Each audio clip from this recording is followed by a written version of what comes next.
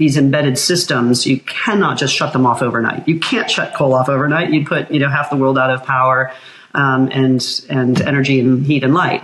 So there has to be a sensible real world timetable that is driving toward an outcome. And by the way, it's not just timetables, it's real need for capital to help transition. We're going to need to raise hundreds of billions and trillions of capital to finance the energy transition. And it's happening, but that is the process.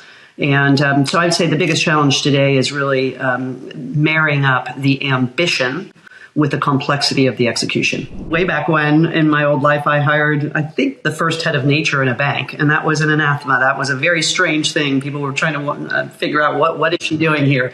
But I could see very clearly that we need the private sector to participate in nature positive outcomes.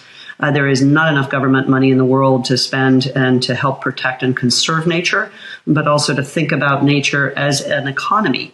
And again, this is not something the private sector thought about. For instance, oceans. We put this idea in collaboration with others. It wasn't just us, but the idea of the blue economy, working with the UN and World Economic Forum and others to say, if you look at oceans, for instance, in GDP terms, it's somewhere around the 7th, 8th largest GDP in the world. And framing it in a way that people think, okay, actually, if it's an economic activity, it's investable. And then we set about trying to identify what are investable categories in the ocean, from aquaculture to marine transport to offshore wind and solar. Again, framing it in a way that the private sector can comprehend.